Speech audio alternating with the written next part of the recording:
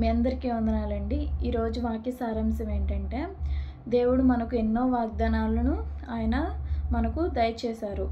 Bible గ్రంథంలో అనేకమైన వాగ్దానాలు ఉన్నాయి. వాటి కొరకు మనం నిరీక్షణ కలిగి ఎదురు చూస్తూ మనం ప్రార్థించినట్లయితే ఆ వాగ్దానాలని మనం స్వతంత్రించుకోగలం.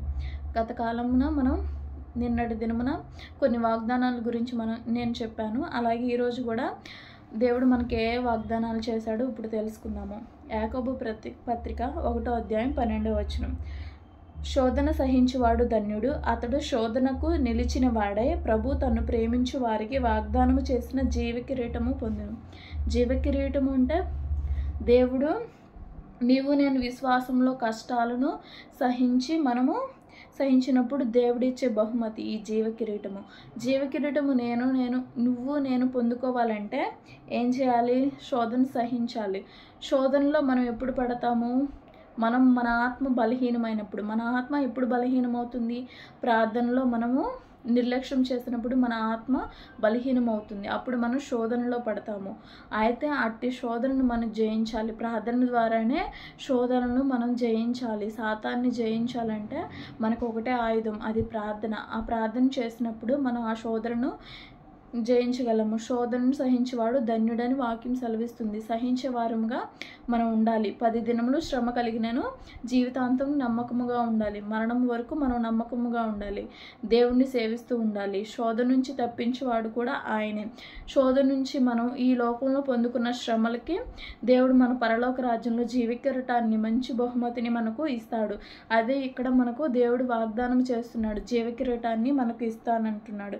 ప్రభు తన్ను ప్రేమించు వారికి దేవుడు అందరినీ ప్రేమిస్తాడండి. ఎవరైతే శోధనను సహించి ఆ శోధనను మనము ప్రార్థన ద్వారా జయించినట్లయితే మనకు దేవుడు జీవకిరీటాన్ని దయచేస్తాడు. అలాగే దేవుని రాజ్యము ఆయన మనకు చెప్పారు కదండి. ఈ లోకంలో ఆయన మరణించి తిరిగి లేచి మన కొరకు స్థలము సిద్ధపరచడానికి ఆయన వెళ్ళేటప్పుడు మనకు చెప్పారు, నేను మళ్ళీ వస్తాను, మీ కొరకు స్థలము సిద్ధపరచుటకు వెళుతున్నాను అని ఆయన చెప్పారు. ఆయన దేవుని రాజ్యముకు మనకి వాగ్దానం ఇచ్చారు. దేవుడు ఏమని వాగ్దానం చేశారు?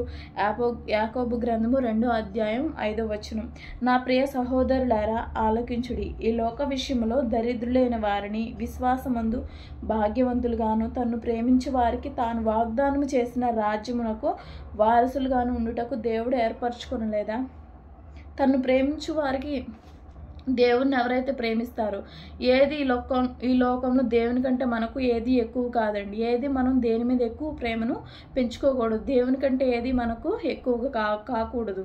ఇక్కడ దేవుడు ఏమంటున్నాడంటే, దేవుణ్ణి ప్రేమించే వారికి దేవుడు చేసిన వాగ్దానము, ఆ వాగ్దాన భూమి, రాజ్యము ఆయన వారసులుగాను మనల్ని చేస్తా అంటున్నాడు. దేవుడు మన కొరకు రాజ్యాన్ని ఆయన సిద్ధపరుస్తున్నాడు. ఆ రాజ్యం ఎట్లా ఉంటుందండి? అంతం కాని రాజ్యము, యుగాలు మనము దేవుడు మనతో నిత్యము సంతోషించే స్థలం అది.